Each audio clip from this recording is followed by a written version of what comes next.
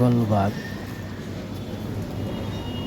বিল্ডিংয়ের সাইডে দিয়া আপনারা যে দেখতেছেন ময়লা, এই ময়লাতে চার পোকা, মশা আর অন্যান্য জিনিস উৎপত্তি হয়। বাংলাদেশ সরকার অনেক চেষ্টা করতেছে, হইতেছে না। আমরা পাবলিক যদি না করি তাহলে কেমনে হবে? পরিষ্কার পরিচ্ছন্নতা জীবনের অঙ্গ। বাড়িওয়ালারা বাসা ভাড়া দিয়েই খাইতেছে, তো আশেপাশে যে বাসা আছে, যে ময়লা আছে, ময়লা দেখতেছে না। তো পরিষ্কার পরিচ্ছন্ন করার লিগে অতি দ্রুত সরকারের কাছে আবেদন যে বলতেছি এই সমস্ত এলাকা ভিত্তিক দেখার জন্য। দেখলে ভালো হবে, পরিষ্কার পরিচ্ছন্নতা থাকবে। তবে ভালো থাকবেন, যদি ভালো লাগে লাইক শেয়ার কমেন্ট করবেন। রাখি, আল্লাহ হাফেজ। বাকিটা ভিডিওর মধ্যে দেখুন।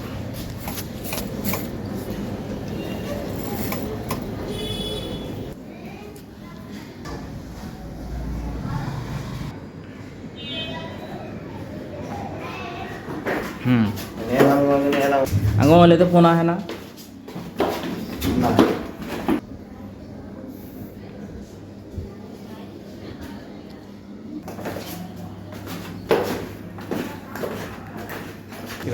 গেছি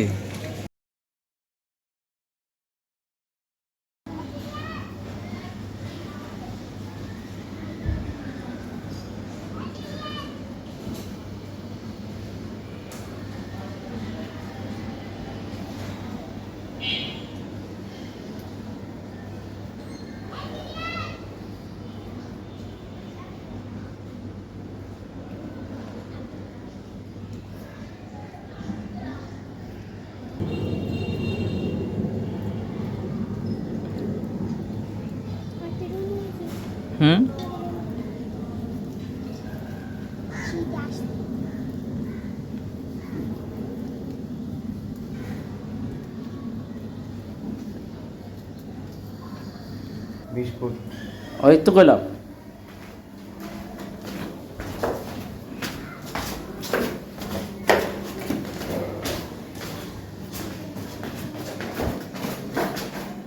আপনার ফুটেজ না, আমি একটু সুসু করে আসছি। যা